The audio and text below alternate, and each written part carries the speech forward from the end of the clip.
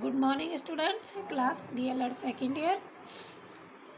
Paper है हमारा 3 आधुनिक विश्वविद्यालय शिक्षा, जिसमें हम मूल अधिकारों के बारे में बता रहे थे। पिछली कक्षाओं में हमने आपको मूल अधिकारों के बारे में बताया था कि समानता का अधिकार, स्वतंत्रता का अधिकार, शोषण के विरुद्ध अधिकार, धार्मिक स्वतंत्रता का अधिकार आदि हमने आपको बताया था। आज मैं आपको संस्कृति और शिक्षा संबंधी अधिकार बता रही हूँ, जो कि अनुच्छेद 29 और 30 के अंतर्गत आता है।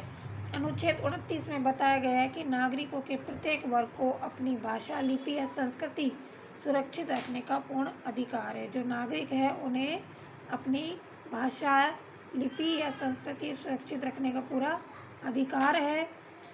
दूसरा, अनुच्छेद 30 के अंतर्गत यह बताया गया है कि धर्म या भाषा पर आधारित सभी भाषा या धर्म पर आधारित सभी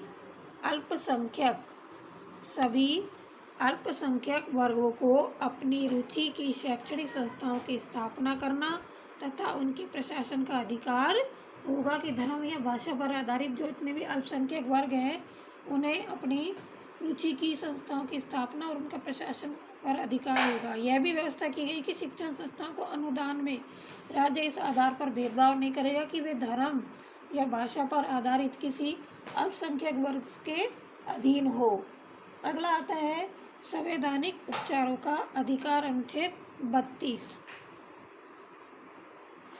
अनुच्छेद 32 इसमें यह बताया गया कि संवैधानिक उपचारों के अधिकार के अंतर्गत नागरिक अधिकारों को लागू करने के लिए सर्वोच्च न्यायालय और उच्च न्यायालयों की शरण ले सकते हैं।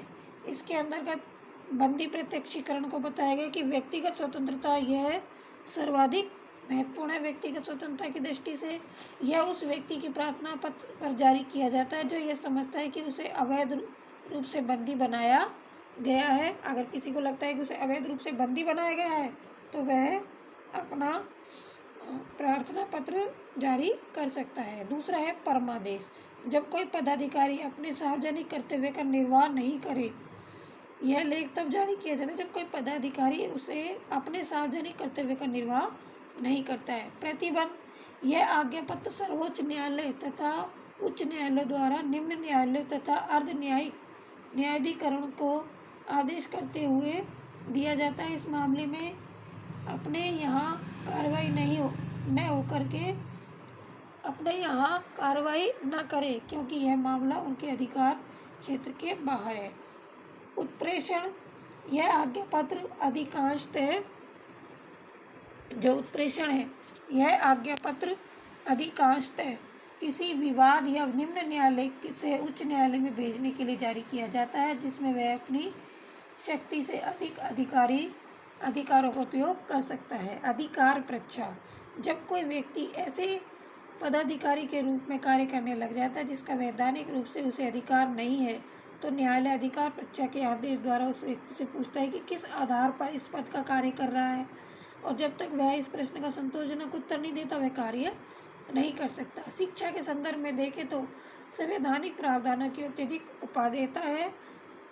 तो इस प्रकार से जो संवैधानिक उपचारों का अधिकार है बहुत ही महत्वपूर्ण है, जो कि अनुच्छेद 32 के अंतर्गत आता है, जिसमें बंदी प्रत्यक्षीकरण, परमादेश, प्रतिबंध, उत्प्रेषण और अधिकार परीक्षा आदि इन सभी अधिकारों को बताया गया है। संस्कृति और शिक्षा संबंधी ये अधिकार अनुच्छेद 29-30 के अंतर्गत आते हैं।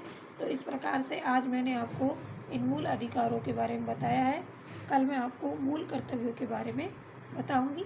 धन्यवाद।